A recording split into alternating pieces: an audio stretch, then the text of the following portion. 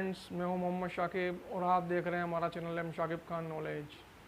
आज हम आपके लिए एक बड़ा ही दिलचस्प टॉपिक लेकर आए हैं जिसका जिक्र आजकल हर कोई कर रहा है और जिसके बारे में आजकल हर कोई बातचीत कर रहा है।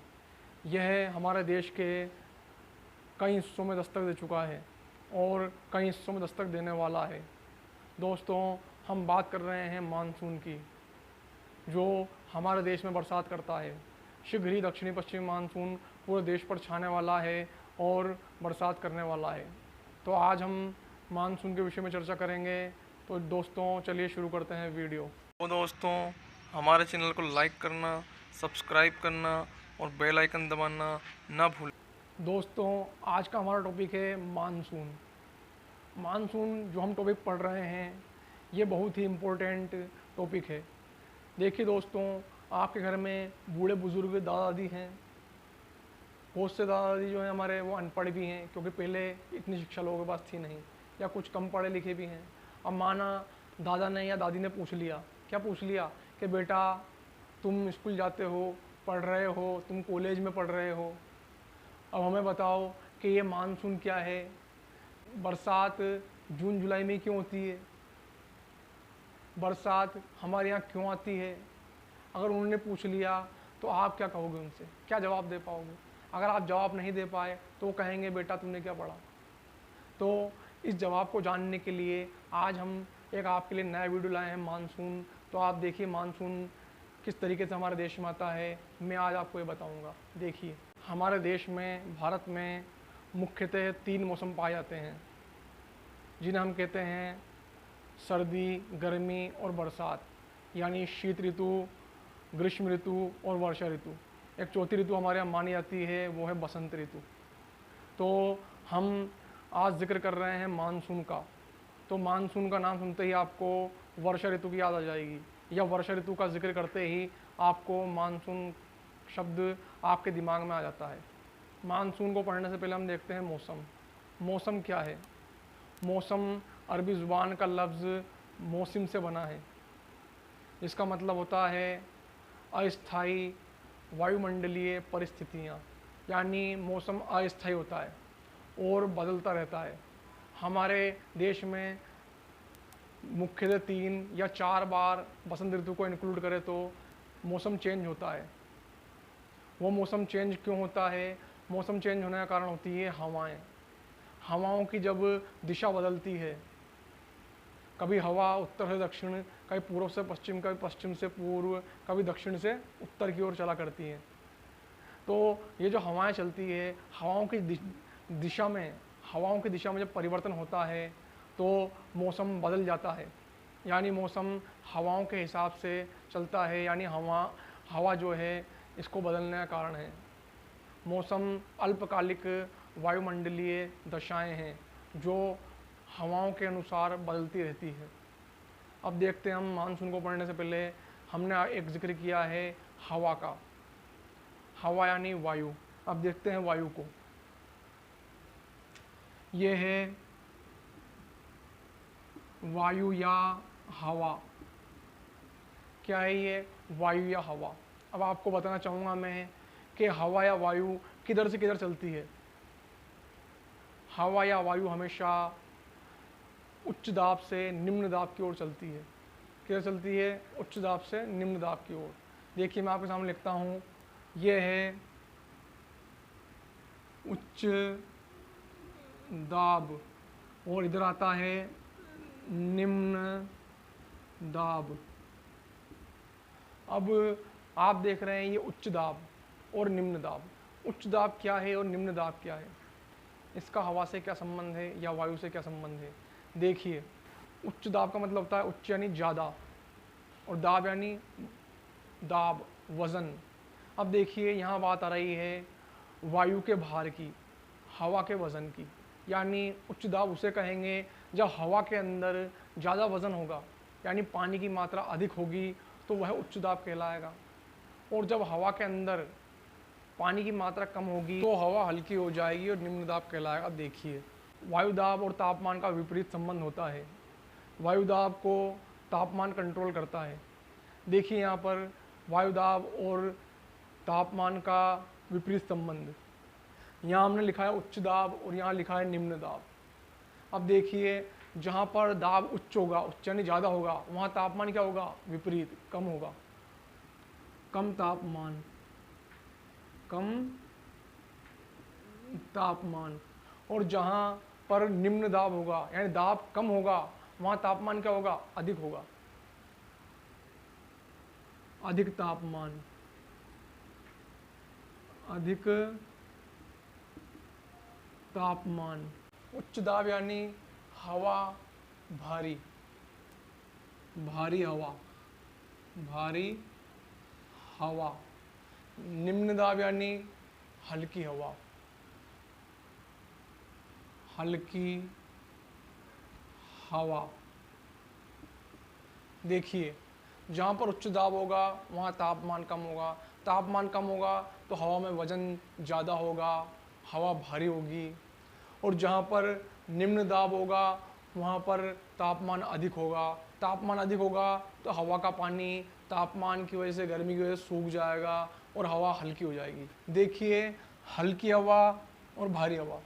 हल्की हवा ऊपर उठ चुकी है, भारी हवा हल्की हवा के इस क्षेत्र को जो खाली है इसे भरने यहाँ से यहाँ आएगी। जब ये यहाँ से यहाँ आएगी तो क्या होगा? ये हल्की हवा यानी गर्म हवा से टकराएगी। जब गर्म हवा या हल्की हवा से भारी हवा या ठंडी हवा टकराएगी तो भारी हवा या ठंडी हवा में जो पानी होगा वो पानी बरसात के रूप में बरस जाएगा और इस तरीके से बरसात होती है, मानसून हमारे यहाँ आता है। देखिए दोस्तों, हमने आपके सामने संसार का या विश्व का मानचित्र बनाया है। ये मानचित्र हमने आपको मानसून हमारे देश में क्यों आता है, कैसे आता है, कब आता है, ये समझाने के लिए बनाया है। आप इससे आसानी से समझ जाएंगे, आपके दिमाग में फीड हो जाएगा कि मानसून कैसे आता है। मैंने आपको बताया था कि हवाएं हमेशा उच्च दाब से निम्न दाब की ओर चलती हैं। उच्च दाब यानी जहाँ तापमान कम है और निम्न दाब जहाँ तापमान अधिक है। तो यानी जहाँ तापमान कम होगा वहाँ से हवा कहाँ आएगी?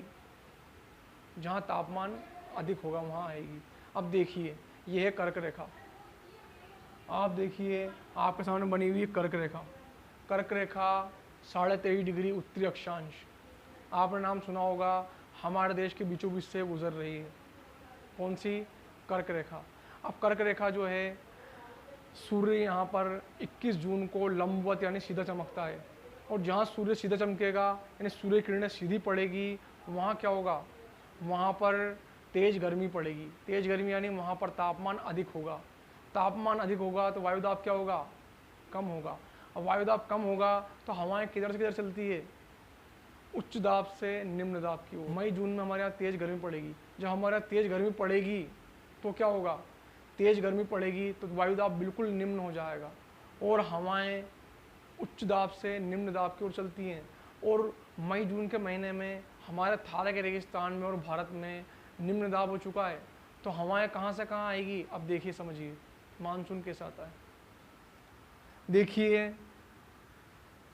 मई जून का महीना है और ये कर्क रेखा है, सूर्य यहाँ लंबवत चमक रहा है।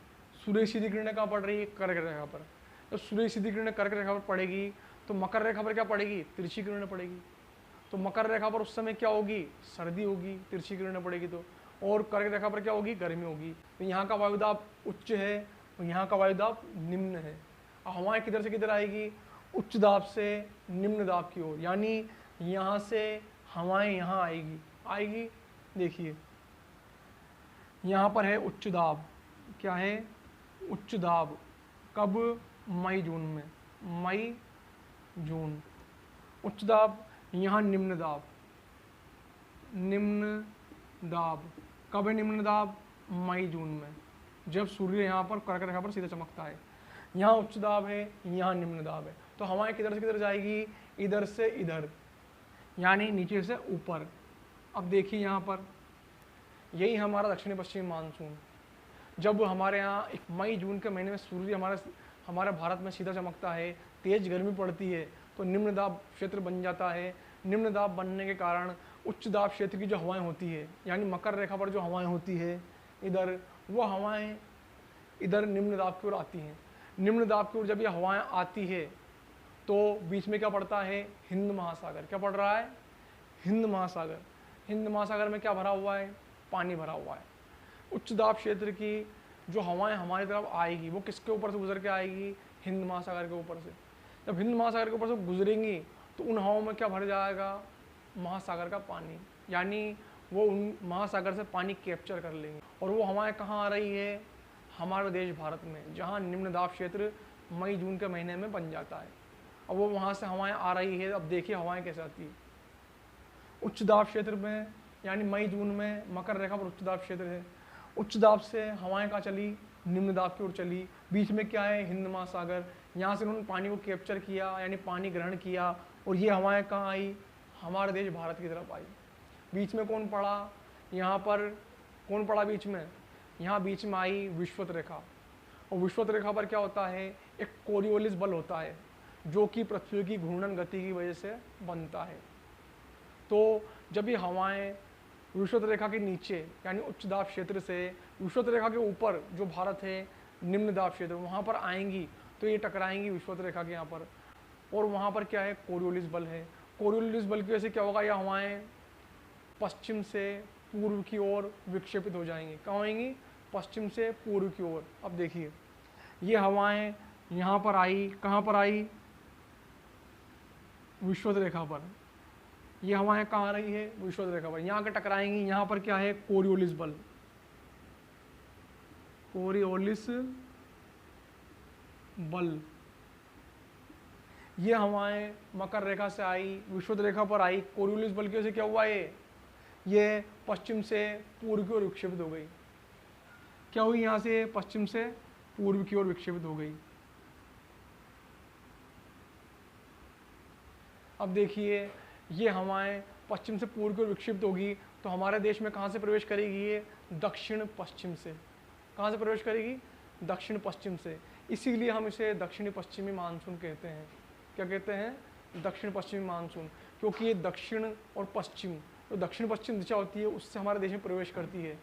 ये हवाएं 20 मई को अंडमान निकोबार से टकराती है और हमारे देश में जो अंडमान निकोबार द्वीप समूह है वहाँ बरसात शुरू हो जाती है। और 1 जून को एक केरल के तट से टकराती हैं और यहाँ से टकरा करके 2 भागों में बढ़ जाती हैं। एक कहलाती है अरब सागरीय धारा, दूसरी कहलाती है बंगाली खाड़ी की धारा। देखिए ये यहाँ केरल की तट से टकराई, ये यहाँ टकराई, टकरा करके एक धारा चली गई अरब सागर में, जो अरब सागर की तरफ से भारत में प्रवेश करेगी। ये दक्षिणी पश्चिमी मानसून की अरब सागरीय शाखा कहलाएगी। एक धारा इधर बंगाली खाड़ी में चली गई, एक धारा जो बंगाली खाड़ी में गई है बंगाली खाड़ी का मानसून कहलाएगा। और जिस शाखा ने अरब सागर की तरफ से भारत में प्रवेश किया है वो अरब सागरीय मानसून कहलाएगा। ये दोनों दक्षिण पश्चिमी मानसून के ही हिस्से हैं। ठीक है, तो इस तरीके से ये हमारे भारत में प्रवेश करती है कौन सी, मानसून की हवाएं, जिन्हें हम कहते हैं कि मानसून आ गया। लोग यूँ कहते हैं देखो देखो मानसून आ गया। तो मानसून कैसे आया, वो मानसून आया है हमारे यहाँ पर उच्च दाब क्षेत्र से। अब देखिए भारत में कौन सी शाखा ज़्यादा बरसात करती है। देखिए भारत में अरब सागरीय शाखा होती है, वो ज़्यादा बरसात करती है। क्यों करती है, क्योंकि अरब सागरीय शाखा सीधी अरब सागर होते हुए भारत में प्रवेश कर जाती है। तो अरब सागरीय शाखा जल्दी भारत में आती है। कब आती है, जल्दी भारत में प्रवेश करती है। बंगाली खाड़ी शाखा यहाँ से घूमती है और बंगाली खाड़ी में होते हुए मिजोरम में जाती है, जहाँ यह गारो खासी जनती पहाड़ी टकराती है और वहाँ से बरसात करते हुए बंगाल की तरफ घूमती है। बंगाल से झारखंड, बिहार, उत्तर प्रदेश, छत्तीसगढ़, मध्य प्रदेश होते हुए राजस्थान की तरफ आती हैं। तो इस तरीके से इनको लंबा सफ़र तय करना पड़ता है बंगाली खाड़ी की शाखा को। तो इसलिए भारत में कम बरसात करते हैं। और अरब सागर की शाखा होती है वो सीधी भारत में प्रवेश कर जाती है, इसलिए ये भारत में अधिक बरसात करती है। इस तरीके से हमारे भारत में मानसून बरसात करता है। तो दोस्तों आपको हमारे मानसून का टॉपिक कैसा लगा, आपको अगर अच्छे से समझ में आया है तो आप हमें प्लीज़ कमेंट्स कीजिए, हमारे वीडियो को लाइक कीजिए, चैनल को सब्सक्राइब कीजिए।